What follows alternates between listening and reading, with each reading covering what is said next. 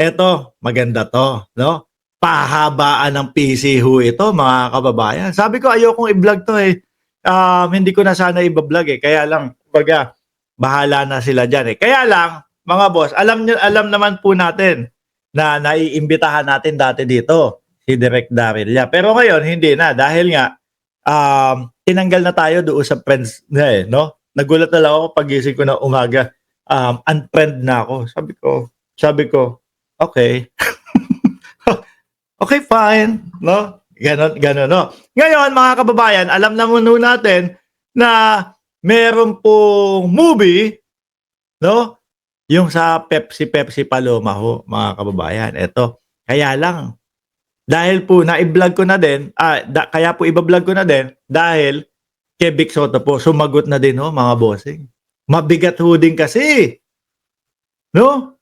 Sabi ni Jordan G, alam daw ni Katie kung bakit, boss. Eh, ako isa lang naman nakikita ko doon kasi bumaba na tayo kay ano, eh, Manang Amy Marcos, eh. Ramdam at kita natin yung pamamangka sa dalawang ilog ni ano, eh, ni Amy Marcos, mga bossing, eh. Kaya tayo tinanggal doon sa friends. Okay lang sa akin ho, mga kababayan. Um, sa mundo ng politika, sa mga vloggers ho, para mga politiko lang din 'yan, 'no? Bakit? Oh, walang permanenteng kaibigan. Yung mga kaibigan mo dati, susunod yan, ayaw na sa'yo. Bakit? Iba na kasi yung sinusuportahan nila. So, ganyan lang din ho yan. Anyway, si Vic Soto, maghahain ng reklamo ang aktor, TV host na si Vic Soto laban sa direktor na si Daryl Yap. Kaugnay ito ng pelikula ni Yap tungkol sa yumaong aktres na si Pepsi Paloma. Nakita niyo ho yun, mga bossing? No, idol ako, di mo pa ako binabati. Tagal na, sabi ni Alan Alcantara. Oh, ihinto ko muna to, ha? Ibabatiin po muna natin si Alan Alcantara. Shout out sa iyo at kay Just Vincent. Okay. O game. Mabigat ho kasi yun, eh. Ano?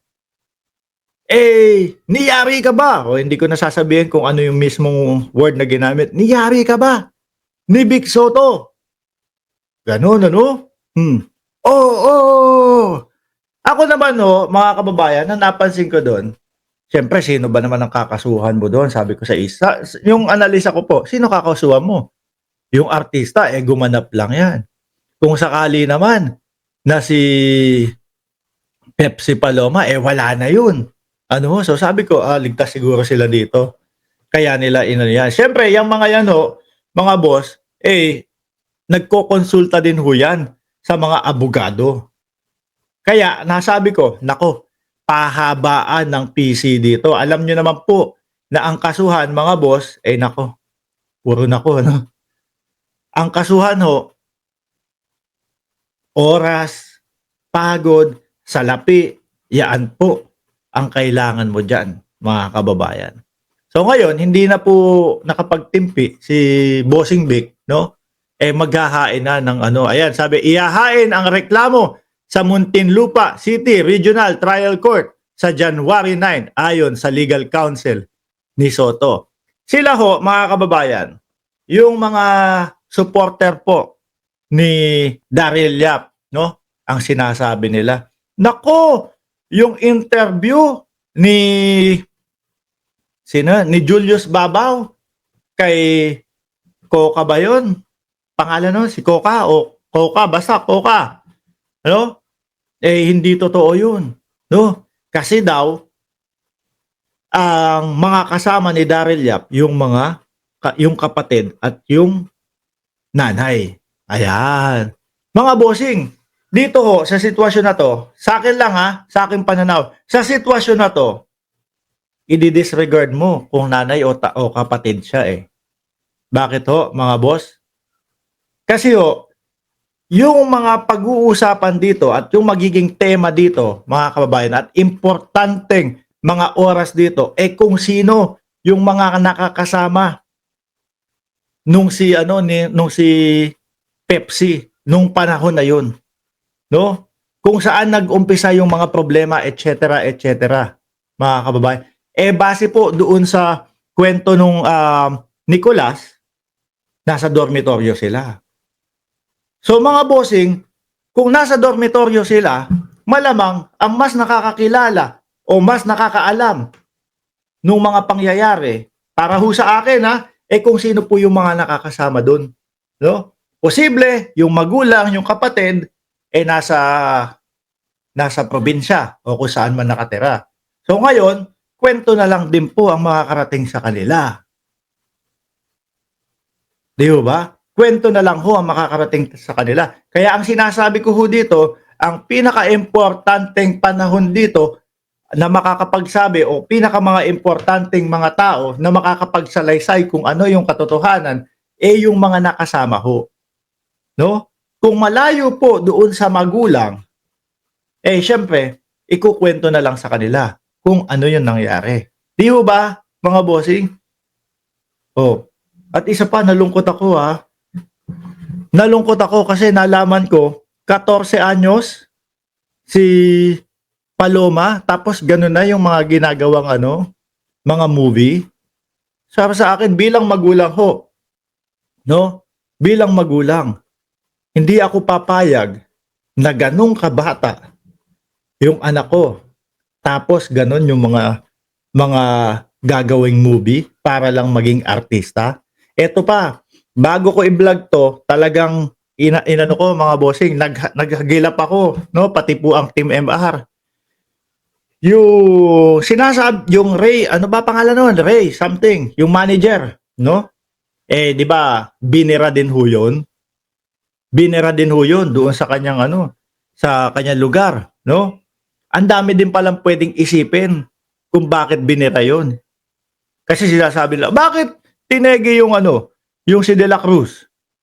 Kasi pinatege ng mga TVJ? Hindi ho. Hindi lang ho yun, no? Ang posibleng isipin.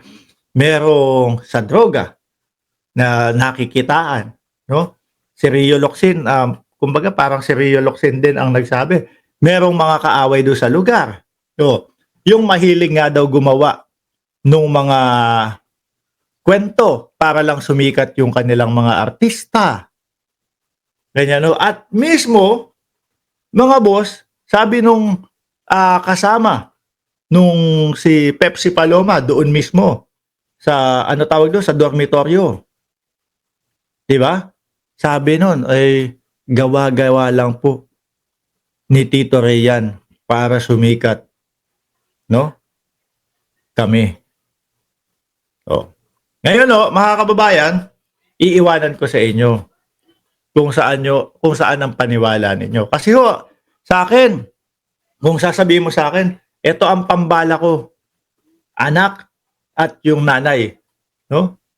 Para po sa akin, hindi po importante dito na ikaw ang nanay, ikaw ang kapatid, ikaw agad ang paniniwala ko. Hindi po importante dito 'yun no?